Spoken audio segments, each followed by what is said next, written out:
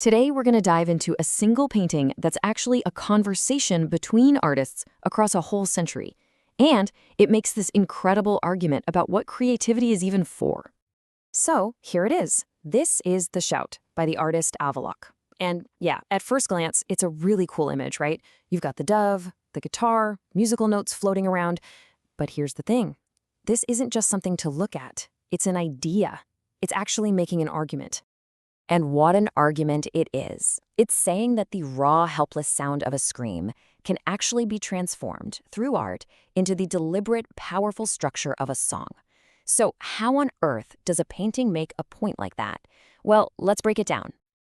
Okay, so first things first. To really get this painting, you have to understand that it's not a monologue. It's a conversation, a meeting of the minds, really. Yeah, the source material calls it a remarkable three-way conversation, which I think is just the perfect way to put it. This whole painting is like a stage where three completely different artists get to interact and build on each other's ideas. So who is in this conversation? Well, you've got three main players. First up is Edward Munch, and he's bringing the anguish, the problem. Then you have Renee Magritte, who comes in with the possibility, the escape hatch. And finally, there's Avalok, the artist here, who's kind of like the DJ, mixing these two totally opposite forces together to make something brand new. All right, so where does this whole story even start? Well, every good story needs a conflict, a problem to be solved. And this one is hiding in plain sight. Okay, now check this out, because this is really cool. The entire drama of this painting, the whole point, it all kicks off from one tiny detail. Look down there at the bottom of the frame. See that open book? And when we get closer, boom, there it is. On one page, you've got sheet music, but on the other, a perfect tiny little copy of Edvard Munch's masterpiece, The Scream. This is our starting point, pure, uncut, existential dread, literally trapped on the page. You know Munch's world, right? It's all those swirling, nightmarish colors. It's a picture of pure psychological chaos and isolation. That feeling of being totally, utterly overwhelmed, that is the scream. But here's the hopeful part. The painting doesn't just leave us stuck in that despair. Nope, right away, agents of change start showing up to do something about it.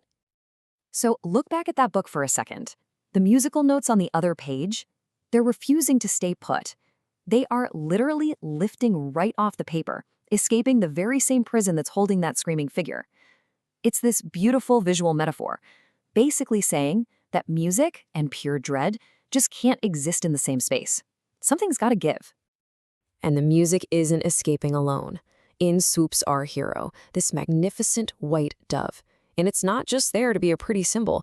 It's an active rescuer. It's on a mission to intercept that music and save it from all the anguish down below. I mean, that dove is just packed with meaning. Of course, it's a symbol of peace, we all get that, but here it's doing so much more. It's a messenger of hope. It's basically the bridge connecting the world of despair, in that book, to the world of freedom up in the sky. It's about to give a new structured voice to the raw emotion of that scream.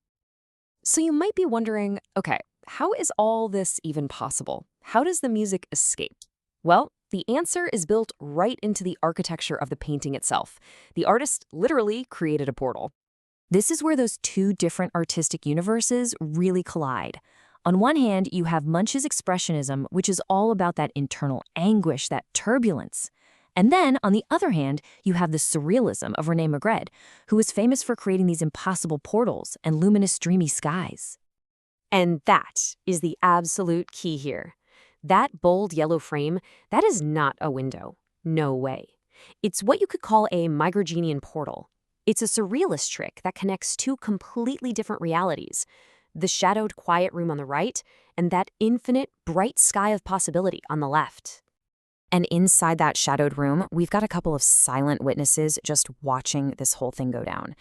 There's that tribal mask on the wall, which feels like some kind of ancient wisdom observing this very modern drama. And then there's the acoustic guitar, our tool for making structured music, just sitting there, waiting patiently for its turn. Okay, this brings us to the grand finale, the final act. This is where all these pieces come together and the painting makes its final, powerful point. The whole secret is right there in the title. Think about it. A scream, that's a helpless sound, right? It's a reaction. It's about being a victim. But a shout is completely different. A shout has intention. It has agency. It's a declaration. What this painting is capturing is the exact moment victimization finds its voice. But wait, it actually gets even deeper, which is wild. That beautiful blue sky isn't just a symbol for freedom. It actually connects to physics, to superstring theory, the idea that all reality, everything in the universe, is made of tiny vibrating strings. So the music isn't just escaping despair, it's going home, back to the fundamental harmony of the universe itself.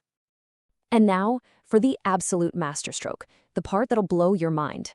That musical note the dove is carrying, it's called a crotchet. In music, a crotchet is just a quarter note, a basic steady rhythm. But the word crotchet has a second, older meaning, an eccentric notion, an unfounded irrational belief. You know, exactly the kind of delusion that fuels Munch's scream in the first place. So, there it is. The transformation is complete. The dove is literally carrying the crotchet, the irrational fear, out of that world of anguish and into a new reality where it becomes a crotchet of foundational rhythm. The whole journey is right there, from victimization to voice, from anguish to expression, and most brilliantly, from delusion to rhythm. And that, right there, is the core argument of the shout. It's not just a painting. It's a philosophy on a canvas. It's arguing that the role of art isn't just to reflect our trauma and our pain. Its true power, its real purpose, is to transform it, to process it, give it wings, and turn it into something that helps us live. So in the end, the painting leaves us with this huge, powerful question. It just proved that a sound of pure anguish can be remade into a declaration of hope.